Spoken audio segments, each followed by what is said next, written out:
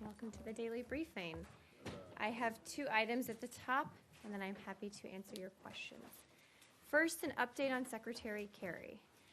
The Secretary is in good spirits, and he is en route back to Boston as we speak for treatment for his broken leg. His doctor, Dr. Dennis Burke, is accompanying the Secretary to Boston to monitor his condition and ensure he remains comfortable, and will be treating him once he's back in Boston at Massachusetts General Hospital.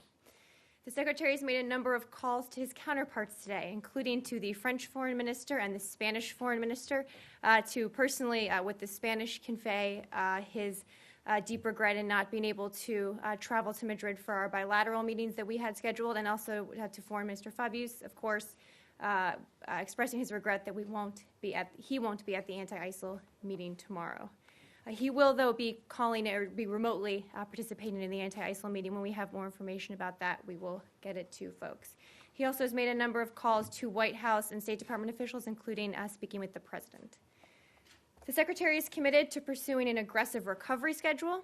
There are a range of possible recovery trajectories with an injury like this, and it's quite frankly premature to speculate on the specifics of what that recovery will look like.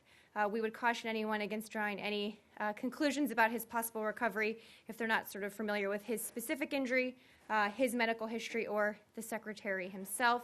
Secretary Kerry's main focus for the month of June remains squarely on the Iran negotiations. I want to be very clear about this. His injury does not change that. He and the entire team are absolutely committed to the same timetable and are working toward June 30th as the deadline for these talks. And also we'll continue to provide additional information as we have it. I probably am going to refer a lot of questions about the specific injury and his treatment to his doctor, but if anyone has questions, I can try and answer them in the briefing. And then the second item on Syria. We strongly condemn the regime's latest deplorable use of barrel bombs in and around Aleppo, in which at least 70 civilians were killed. In addition, we have heard reports that the regime is making airstrikes in support of ISIL's advance on Aleppo, aiding the extremists in their attacks on the Syrian population. Beyond that, we have long seen that the regime avoids ISIL lines in complete contradiction to the regime's claims publicly to be fighting ISIL.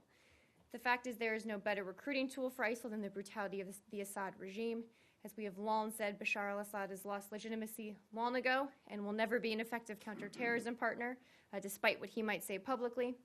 With these latest reports, not only has he once again demonstrated that he does not want to use his forces to root out ISIL's safe haven in Syria, but really on the contrary is actively seeking to bolster their position for his own cynical reasons. All the more reason why a political transition is necessary to stabilize Syria and protect the Syrian people.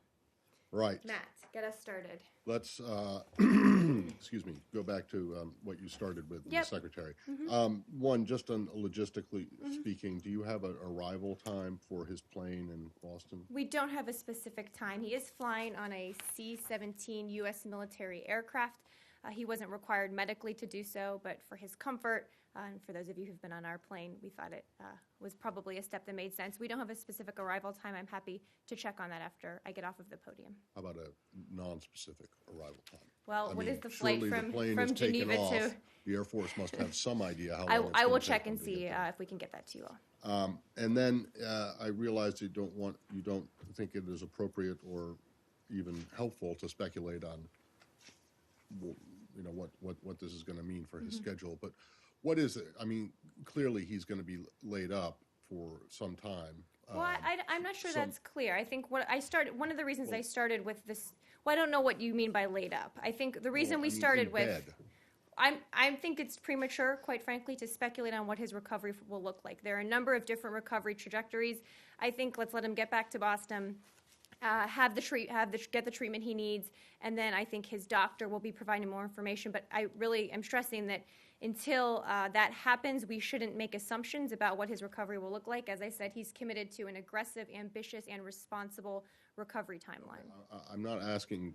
I'm not trying to make an assumption or asking you to make an assumption. But surely there is a minimum period at which he will not be able to be, running, walking. Well, running is probably a safe assumption. But beyond that, we're just not going to speculate about what the recovery will look like, what timetable that will take. He's committed to an aggressive and responsible recovery, but certainly an ambitious one. And I think let's let him get the treatment, and then his doctor will probably have more to say. All right, well, at least in the beginning, he's going to be treated in Boston, right? Correct. So right now, he will be in Boston indefinitely. While he Meaning- gets for the initial treatment, and then again after that occurs, we'll have more to say about what comes next. Okay, do you know if he has spoken to Foreign Minister Zarif since this happened? I believe that he has, yes. He has, so I believe it was yesterday, but I can double check. Let me double check on that, though. So could you give us a full list of calls that he's made since I can. Sunday, since I read this out accident? those three. I don't have any more than that on the foreign minister side, but let me check and see if there have been more. Okay, The French, the Spanish, and the Iranian. but let me check. There may have been more, Matt. Let me just double check on that. Okay. Do you think this is going to? I know you said that the secretary is committed to the timeline, the Iran talks timeline of June the 30th.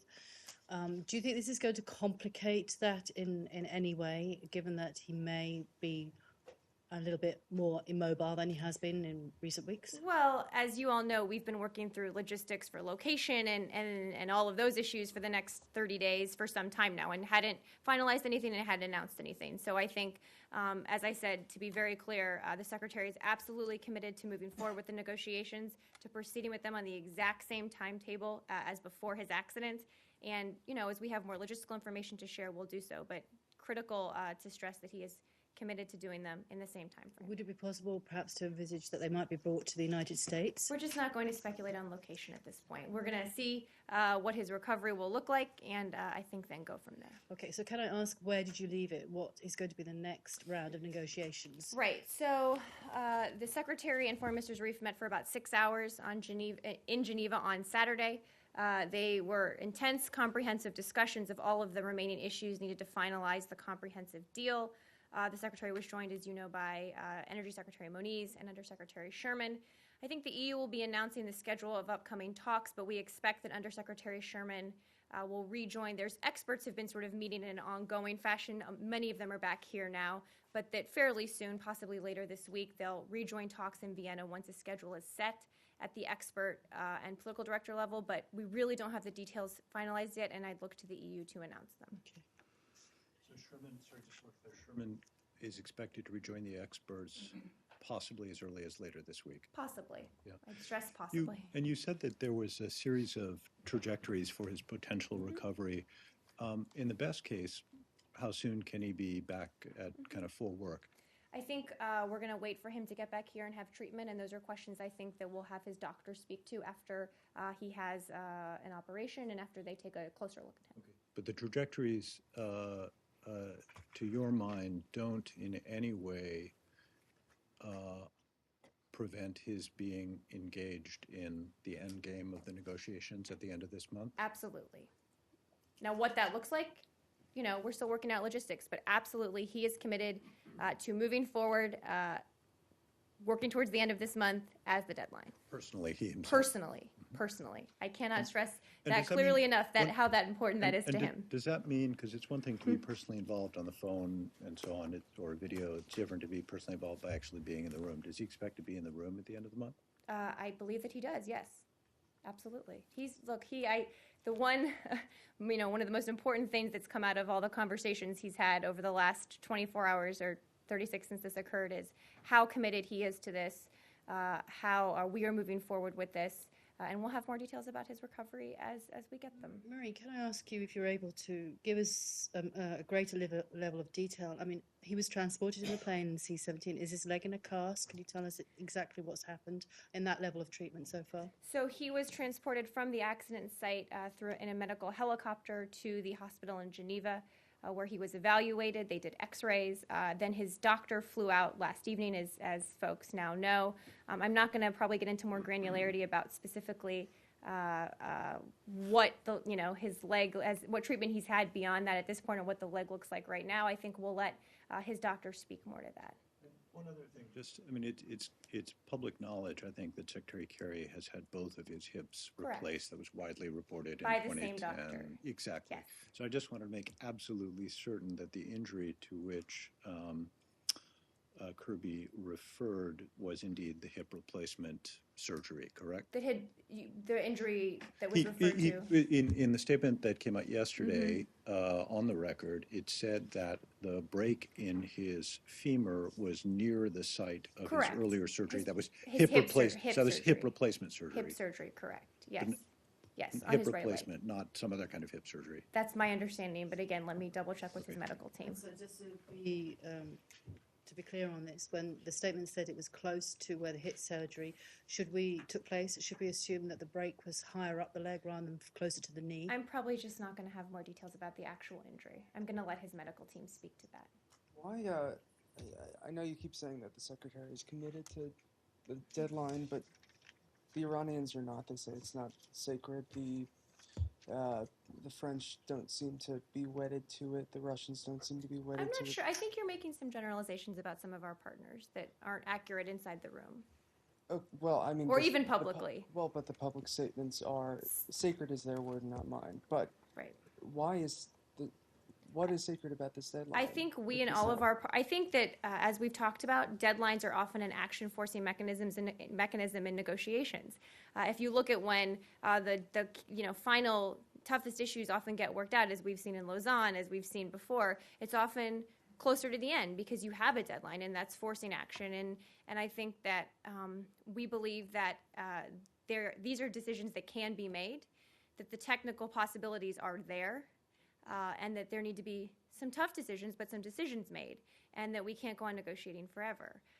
We and our partners are united in working towards June 30th. I think, there's been one French comment, but every other French official who's been out, and certainly privately as well, has been committed to the 30th. I think people understand that this is a real deadline. We certainly also have domestic congressional reasons that we, or at least not reasons, but considerations that we are aware of on the calendar as well.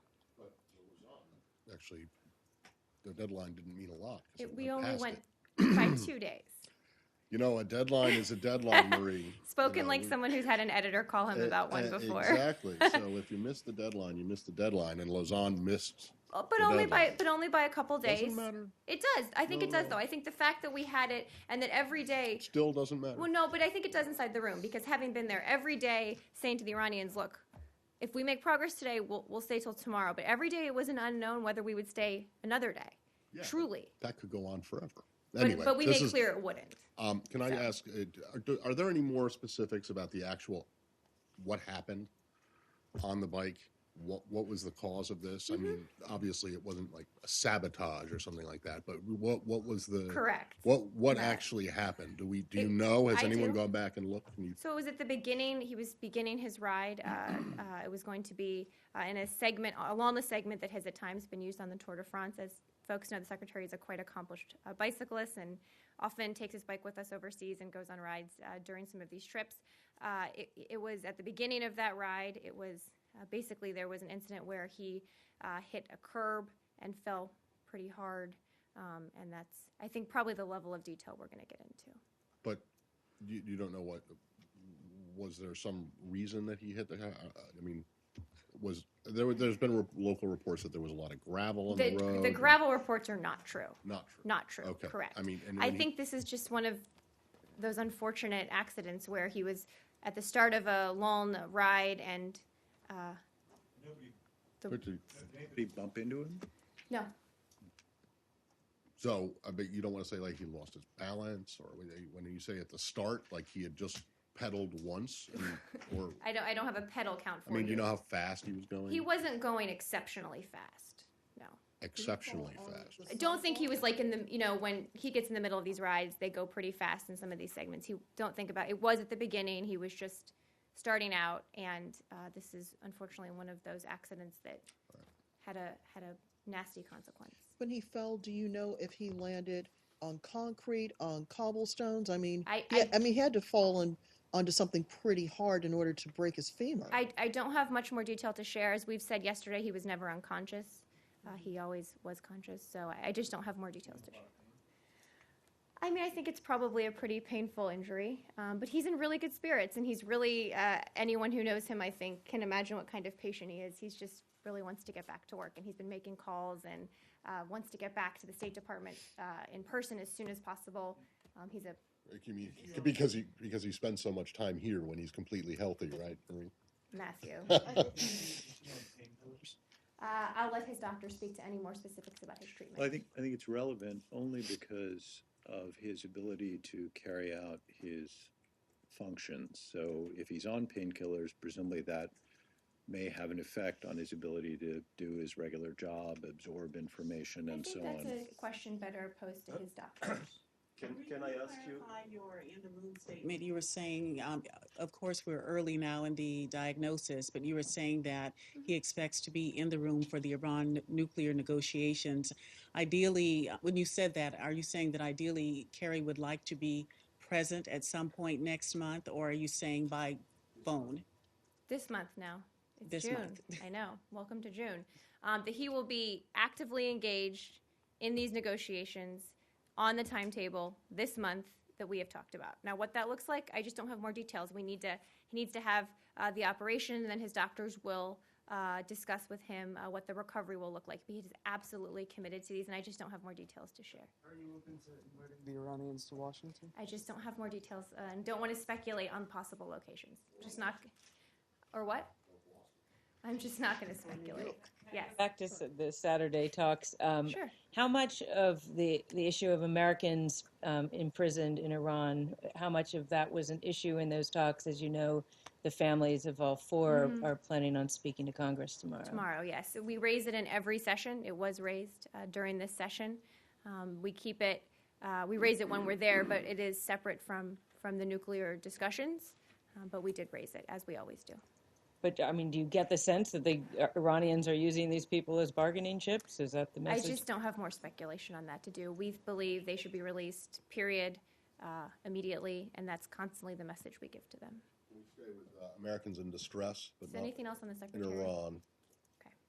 I'm wondering, based on Michelle's question, or following up on that, if the issue of the Americans held in Yemen by Iranian-affiliated rebels was also raised by the Secretary in the meeting with Zarif. I'm not sure. Let me check on that. But I can, on that, confirm that U.S. citizen Casey Combs has departed Yemen and has arrived safely in Muscat, Oman. He is in stable condition. The U.S. ambassador and a consular official met him at the airport upon his arrival and are providing all possible consular assistance. We are grateful to the government of Oman and personally to Sultan Qaboos for assisting with the safe passage of a U.S. citizen to Oman, and deeply appreciate His Majesty's friendship to our country. His first name is C-A-S-E-Y, last name is C-O-O-M-B-S, and we are aware that several other U.S. citizens are detained in Yemen. B as in boy, Combs. And detained by the Houthis, obviously. Detained in Yemen, and we're doing everything we can to obtain the release But of these by individuals. the Houthis. I don't have more details to share. And could you tell us, you said he's in stable condition? Correct. So he was injured, he was wounded, was he? I don't have more details on that to share, but I know there have been some press reports out there about his condition, so we wanted folks to know that he was in stable condition. He is in stable And condition. what will happen next? Is he coming back to the United States? I don't have more on that at this point. And do you know how long he'd been held in? I don't. Or the This is sort of circumstances? just coming to pass, so we'll see if we can get you some more details. So there was a report yesterday, or over the weekend, the Washington Post, that one of the Americans who is held had initially been held because he'd overstayed his visa. Would that be Mr. Combs? I'm not sure. How many Americans are? We're still not giving there? a specific number for their safety. Was there any talks in Oman between the U.S. and the Houthis regarding the situation in Yemen in general and about the Americans specifically? Well, Assistant Secretary Patterson traveled to Oman and to Saudi Arabia to conduct meetings and consultations with a variety of regional parties on the crisis in Yemen.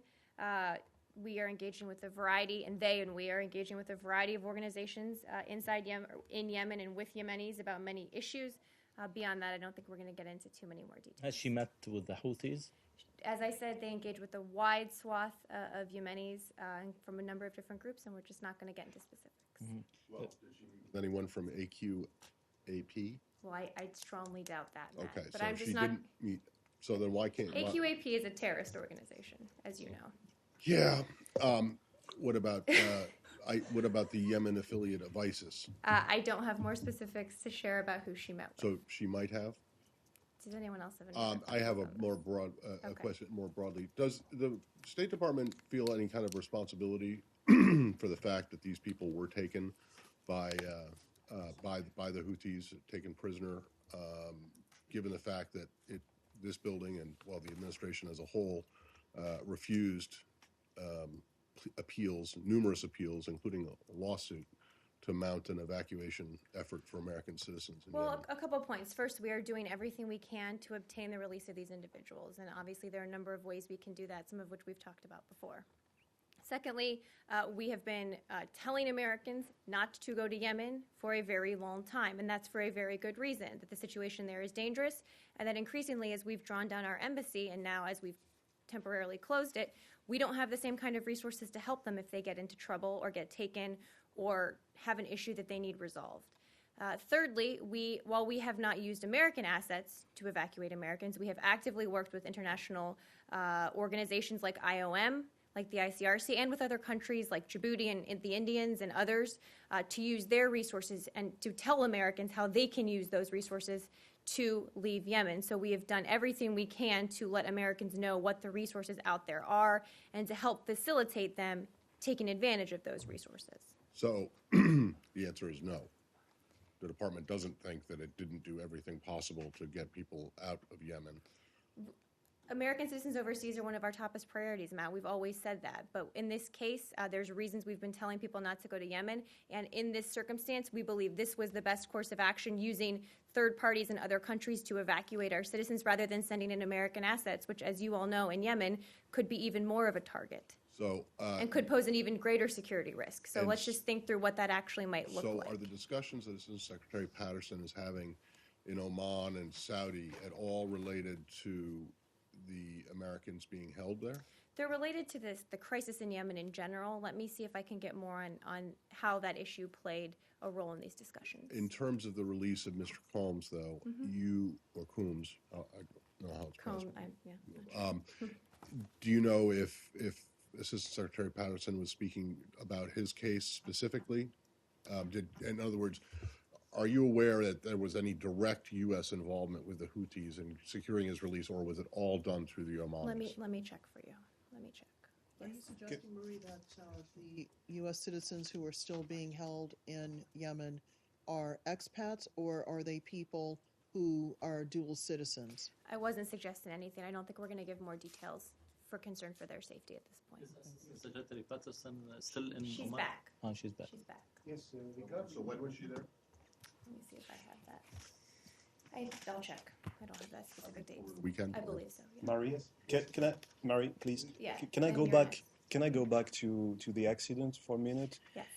Can I ask you if the secretary was in good shape on Sunday morning, or he was maybe a bit tired by the long trip from Washington to Nigeria? I think a if long we've day all of learned negotiation. anything from traveling with the secretary is that he has more energy than all of us combined on these trips, and he's an avid cyclist. He's a very good one, as we also know. So I don't think I would And it go doesn't too far down raise- that. It doesn't raise any question in this building about the number of trips and the pace of the trips the secretary has done since I really don't 2013. think so. This was one of those things where the secretary took advantage of a few hours to go for a bike ride. He's done that at the Lausanne talks. He's done that other places. Given his busy schedule, I think a few hours of exercise is something certainly he should be able to do. And I really haven't heard any questions like that raised. I really haven't. I think that everyone I've spoken to here just has concern for him and wants him to get better quickly, obviously, and has passed that message along to him. Hold on, I promised I'd go back Sure. here. And then The it's same on Yemen, I think. Yemen so. issue. Yeah. The U.S. citizen was released, and the others. Do you have any information about their affiliation? Are they journalists, expats, officials? I don't have more than that. Let's see if we can get you a little bit more, though. Yes. The other question regarding Patterson trip, or whatever you can call it, to the Oman and Saudi Arabia. And the reports are coming, U.S. meetings with Houthis. Maybe this question was asked before, but it's not clear. This Patterson mission was just to work on the release of these people? No, to talk about the crisis in Yemen writ large. And was this issue part of this discussion? I'm going to check with her and see. I'm assuming that she did discuss it. Obviously, we raise with whoever we can cases of American citizens being held. That's part of how we work to get them released, but let me check with her on specifics. And the third question, do you expect the rest, which you say you don't want to say the number, which was mentioned is 3 or 4, I mean, I'm not sure. Are they part of this deal, or they are going to be released soon? Well, or we are doing everything we can to obtain the release of these individuals and certainly hope they are released soon. Let's go to Roz. Going back to Ambassador Patterson's trip, given that the 5-day pause expired a week or so A while ago, yeah. is the U.S. looking for a way of trying to put in a longer ceasefire? Is it actually seeing an opportunity perhaps to try to start working on some sort of political reconciliation between Hadi and the Houthis and others in the Yemeni political sphere? Well, I think, as we've long talked about, we want dialogue between the parties. We've worked with the UN very closely on this. The UN is obviously playing a leading role here, and that's what we think needs to happen. And we also discussed in these meetings urging parties to facilitate humanitarian assistance and relief, given, as you said, the pause has ended, that's been something key we've pushed with certainly the parties as well. We're just, I don't think, going to give a detailed list, but she met with Yemenis from all over Yemen's diverse communities, except for, as Matt asked, AQAP, a variety of groups. We're just not going to give more specifics. Were there some Saudis in the room as well? I can check on that. Well, there were Saudi and Omani officials, right? Let me check on specifics of each meeting. Yes, obviously we're talking to both of them as well about Yemen. Okay, and can I just ask, does the United States consider these few Americans who are in Yemen as hostages, or are they more detainees? How would you describe them? Let me check on if there's a technical term. And I just wondered if you'd seen there was a video released today of the French woman who is apparently acknowledged as being held hostage by the Houthi militias. Have you any reaction or comment on that? Well, of course, we believe anyone being held should be released, and I point you to the French probably for more on that. Marie, on this too, the Houthis have confirmed that they met with Chinese, Russians, Iranians representatives in Oman. Was there any international group there trying to work out a ceasefire or an agreement? I'm happy to see, the UN has obviously been incredibly involved here. I'm happy to see if there are more specifics on the Oman talks. Yes, Michael. The American Jewish Committee is promoting, or was promoting today, that Kerry will take to the podium in just a week to deliver. He was scheduled to address the AJC remarks. Right. Yes. Is he still going to make that? That's an excellent question. I don't have anything else on his schedule. Okay. Obviously, that's an important event, though. So we'll get back to folks. Look, as he gets back to Boston and undergoes treatment, I think his doctor and we can provide some more information about his schedule and his recovery going forward. Let me go here and then I'll come to you. According to some reports yesterday, Hadi's spokesman said that Yemeni government was not part of the talk. That you said a variety of groups represents Yemen was in the talks, but according to spokesman, Yemeni government was not represented in the talks. Well, again, I'm not going to get into specifics about who was in the room when, but we have been incredibly engaged with President Hadi. Secretary Kerry met with him in Riyadh when we were there not too long ago. So I just don't have more specifics on the Oman talks for you. Can I go to Yes. stay in the Gulf, but Qatar? Yes. Or Qatar? I wanted As to Americans like to say. As Americans say, I'd like to talk about ask about the 5 Taliban leaders who were freed a year ago. I believe the terms of their deal has now expired. You can please correct me if that's wrong.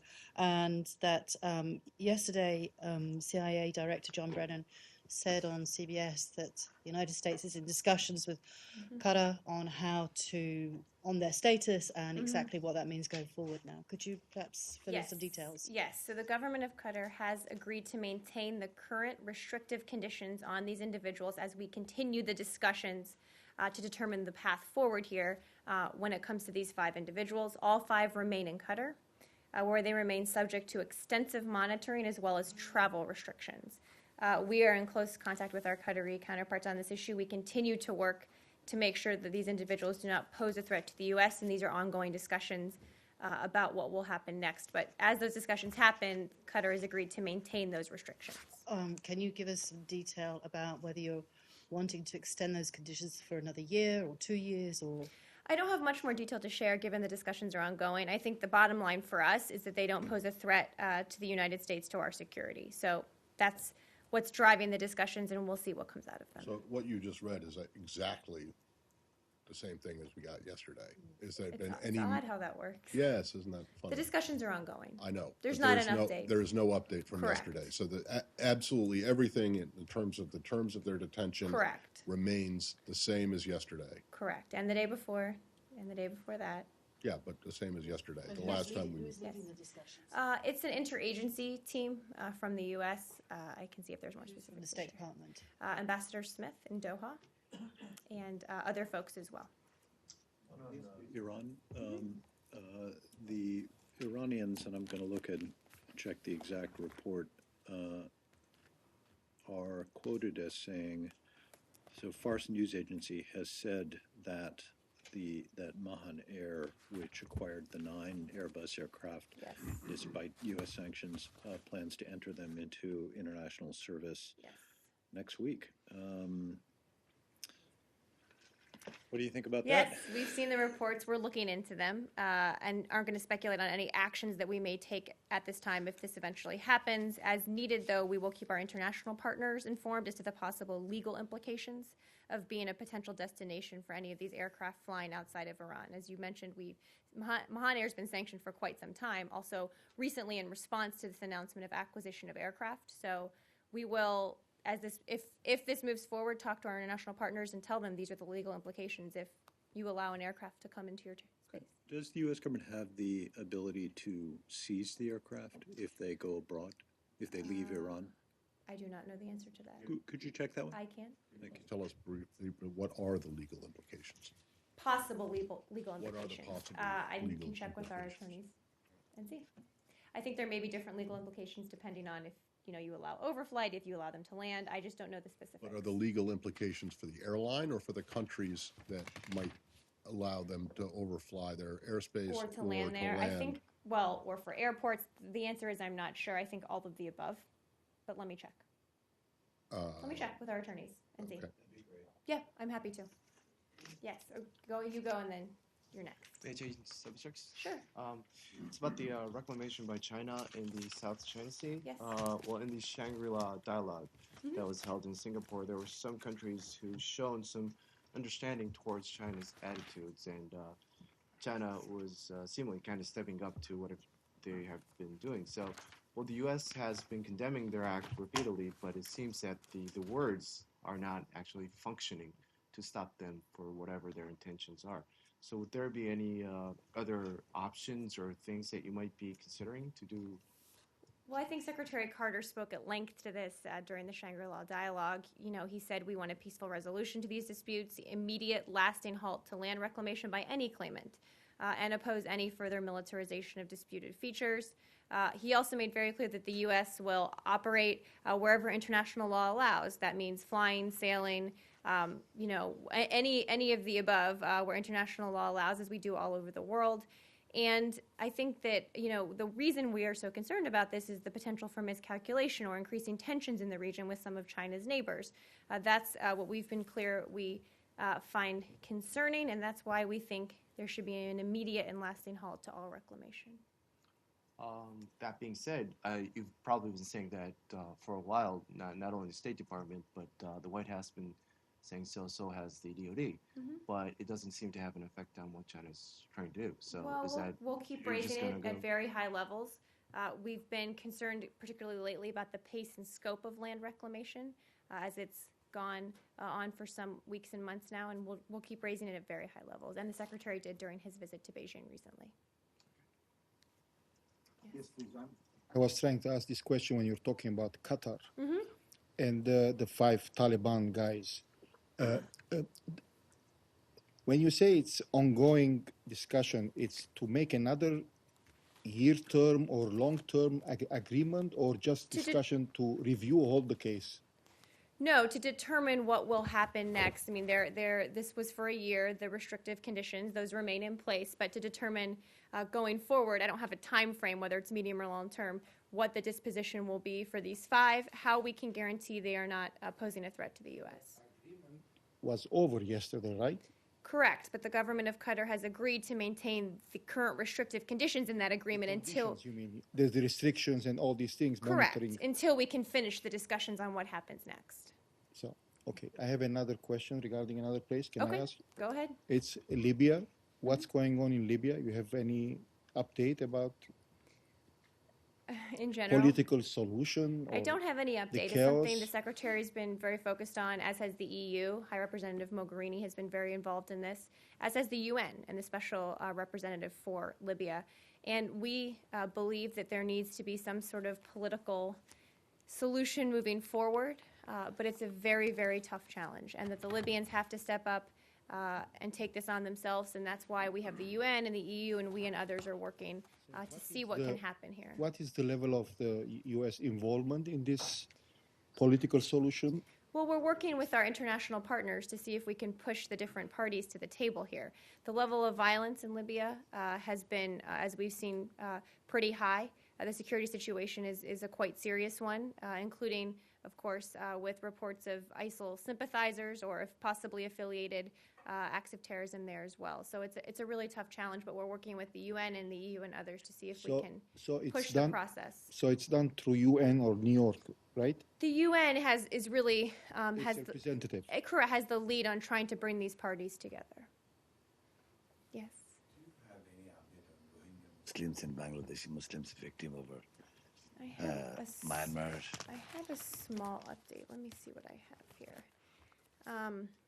Well, as I think folks know, that there's a group of 727 migrants that were rescued on May 29th. They're being held off the coast of Burma at the moment. We have asked the Burmese government to work with the UN and IOM to protect and allow for the immediate disembarkation and provision of humanitarian assistance to these 727. The safety and well-being of these migrants is the highest priority. The international community, including the U.S., stands ready to provide assistance as needed. We do welcome the action taken by the Burmese Navy on May 22nd to rescue 208 migrants who had been stranded off the coast of Rakhine State. We really are asking every country in the region to take proactive steps very quickly, given the dire situation from a humanitarian perspective, to ensure the safety and full protection of these migrants. Does the U.S. believe that the Burmese government is doing enough to stop the discrimination against the Rohingya? I think we have said multiple times that we think they need to do more, that we remain concerned about this, and that's why, look, there's a group of 727 migrants off the coast of Burma, and we believe that they need to work, allow them to disembark immediately and provide humanitarian assistance to them. But more broadly speaking, we are concerned about the conditions that lead these people to become migrants and to leave, and we remain very concerned about that, particularly in Rakhine State. Do you have any thoughts about what the Chinese response has been, or the non-response has been from China? Do you think that they are behaving or acting like a major power that they aspire to be by doing nothing? I don't have a lot to say about their role in this. Is that because they're not doing a lot, or is that because you don't have anything to say about it? I just don't have anything to say about it. Can I move on? Yes, and then we'll go to Michelle, or on this Michelle, or something different. Something different. Then Matt I can just move wanted on. to ask you if you had any thoughts about the Secretary's good friend, Frank-Walter Steinmeier, going to Gaza today. I had not seen that Foreign Minister Steinmeier was going to Gaza today. Do you have any thoughts about I've- foreign ministers going to Gaza? Well, I haven't seen the specifics of his trip. Obviously, we work with our partners on a range of issues, including issues related to the Palestinians. The Secretary has met with Palestinian leaders in Ramallah before. I've been on some of those trips, so let me get more details on it and see if there's more to share. Then there was an interview with the Palestinian Prime Minister today, or recently, in the last day or so, the Washington Post, in which he says that they have been told that the United States, that the administration is in coordination, consultation, working very closely with the French on a new UN Security Council resolution that would set a time frame for the creation of a Palestinian state. Is that correct, or has he been misinformed? We've made no decisions with respect to action at the UN. and certainly not on a hypothetical resolution. We are carefully considering our future engagement at the UN if and when we reach that point to determine how to most effectively advance the objective I think we all share for a negotiated two-state solution. So we're continuing to work with our partners, including the French, but at this point, again, no decisions have been made with respect to action at the UN. What do you mean by a hypothetical resolution? There, in the same article, I think there were some reports about what you just mentioned, them what a hypothetical resolution might look like. That's at this point a hypothetical. No. You just said some things that would eventually. There were reports that there were certain elements that may be in a Security Council resolution. There is, like the French say that they put down on paper a draft. That's not hypothetical. That exists. Okay, well, I'm happy to go back to the team and see if what our engagement has been with the French on those reports. But again, we have made no decisions on our action at the UN. All right. And then do you have any, on Friday, last week, as you know, Tony Blair submitted his resignation as the quartet's. Do you know if the administration has a position now on whether that position should be filled or should it remain vacant? What's the situation? Let me check. Michelle. Cuba's now been off the terrorism list for a few days, Yes. and I wonder what's holding up the agreement on embassies. Well, as we've said, these issues were separate issues, that we were evaluating the state sponsor of terrorism designation based just on whether they should be on that list. That was a separate process from the reestablishment of diplomatic relations. We don't have a timetable for the next round of meetings yet. We'll let you know when we do. Obviously, there are still some issues that need to be worked out. There is going to have to be a new round of meetings before? I don't know. The answer is we don't know. People have asked if there have been dates set for one, and we just haven't set dates for one, so. Right, but what I'm asking is whether you think that the That we need reopening to? of embassies is dependent on another round of talks. I think not necessarily. We really just don't have any more details about where the process goes from here. We've had productive conversations. There are still some issues that need to be worked out. We don't have more details about how that will happen. Senator Rubio says that he is going to block any nominee to be an ambassador to Cuba until there is human rights reforms in the country. This is a hypothetical nomination, I suppose, since no one has been named and you still don't have full diplomatic relations with them. But do you think that's an appropriate step or an appropriate position to have? The question isn't appropriate. We just disagree with the premise that we believe you are better able to promote human rights in Cuba by having high-level American diplomatic representation. And if that's what Senator Rubio or others want to promote there, having a robust American team ready to engage to promote human rights, we believe is the better way to do this, that not having one for the past decades hasn't gotten where we need to be. And there are a number of countries around the world where we have ambassadors and full diplomatic relations with countries where we have very serious concerns about human rights, because we believe we're better able to promote those rights by having people there on the ground. So obviously, if and when we nominate someone, we would encourage people to vote to confirm them if they believe that promoting human rights is something important. Does that mean, can we extrapolate from that you think that human rights situations in other countries, say Iran or North Korea, would get better by having a U.S. ambassador? Well, each situation is different. Each situation is different.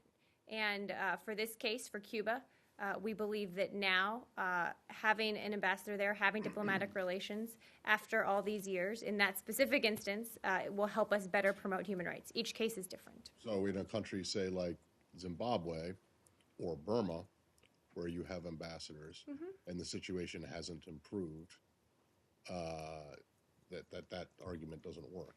Well, no, we believe that we are better able to promote human rights and to push for improved human rights if we have a high-level representative there. That doesn't always mean the government on the other end will do everything we want them to do, but we are better able and equipped to make that case. But there's no guarantee of results. And there has been, but to be fair, in Burma, there has been improvement since not for the Rohingya. Throughout the long arc of our relationship with Burma, and since the beginning of this administration, there's a ways to go still. We all admit that, but there has been improvement. And again, we're better able to push that case when you have an ambassador sitting there to talk to the Burmese. Right. So, China? Same thing. Yes. We're going to go around the world. A logistical question. Yes. Do you have to have a an ambassador nominee to be able to open the embassy, or can the embassy open I don't know that. without? I don't know. I don't remember what we did elsewhere, what we've done elsewhere. I can check. Okay, it just is because, good as we question. know, many of the nominees have not been immediately confirmed. Well, we by- certainly, I don't think, have to have an ambassador confirmed, but your question is, do we have to have someone nominated? Yes. I don't believe so, but let me double check. Okay. I can't imagine why we would, but I can check. Let's do a couple more, yes. A couple of Taiwan. As you know, the opposition, the head of the opposition party in Taiwan, Miss Tsai Ing-wen, visited here, United States. Will be visiting, I think. Here in this town, yeah. In the yes, correct. Yes. And does any U.S. official, including State Department and White House, plan to meet her? Well, we certainly welcome her visit and look forward to a productive exchange. I don't have a full outline of her meetings yet. I believe there are some that will be planned with U.S. officials, but I don't have that in front of me. So I think the schedule is still being worked. Yeah, are you concerned any Chinese reaction after the meeting if somebody meet her? Well, we have an interest in a comprehensive, durable, and mutually beneficial partnership with Taiwan, but that is fully consistent with our One China policy, and that's something we've said consistently. That's based on the 3 joint communiques and the Taiwan Relations Act. So we believe you can support Taiwan's security and freedom from coercion. You can promote Taiwan's economic prosperity and help people in Taiwan enjoy the respect they deserve in the international community while supporting, at the same time, our policy that hasn't changed. I believe you can do both. Yes. Just one question on Deputy Secretary Blinken's, Deputy Secretary Blinken's visit to Paris. Yes, he is attending the Counter ISIL Small Group Coalition meeting in lieu of the Secretary, who will be participating remotely. Do you have anything about what might be discussed there? I have a little bit on that. Let me see what I have. I think most of this is happening tomorrow in Paris. Again, the Secretary will be participating remotely. They'll review progress on the full range of our shared efforts to degrade and defeat ISIL, affirm support for Prime Minister Abadi and the Iraqi campaign. This was a previously planned ministerial. It's fully moving ahead as planned. Though I believe that Deputy Secretary will have some bilats, including with the Australian and Jordanian foreign ministers and some others as well. We're still working out the schedule. We'll review progress and strategy, but given what happened in Ramadi, this is not business as usual. We're focused on action here and what happens next. And I think events in Ramadi are really a reminder that our focus needs to be on supporting the Iraqi-led fight against ISIL, seeing what more we can do, what more the Iraqis can do to take back parts of Anbar and other parts of Iraq as well. I'm just wondering whether this meeting in Paris came in response to a criticism voiced by the foreign minister of Paris. This was a long-planned ministerial for, believe me, for months and months and months. This has been on the schedule. To do with that, he criticized the... I'm sorry? The foreign minister of France a few days ago criticized the strategies somehow, that there needs to be more reinforcements or some revision. He says something along I don't think those that's lines. a criticism of the strategy. I think that's as we look at the best tactics we need, given what's happening on the ground, to push ISIL back, particularly out of Anbar. That's the discussion that's been ongoing. The overall strategy is a sound one. We're committed to it. We always obviously look at the tactics based on what's happening on the battlefield. But this is a long-planned ministerial. Again, this has been in the works for some time. Given what's happened recently, I think obviously that will drive the conversations there, though. Thank you. Sure. I know that we talked a few weeks ago about that country's efforts to try to impose a law that would severely restrict the number of foreigners who work in NGOs. Well, apparently the humanitarian coordinator for the UN, Toby Lanzer, has been expelled by Juba in the past couple of hours. Could you take the question and see if there's a reaction? Yes, I'll take it. I hadn't seen that. I will absolutely take it. Anything else? Thank you. Oh, yeah, it's okay. Thank you, everyone.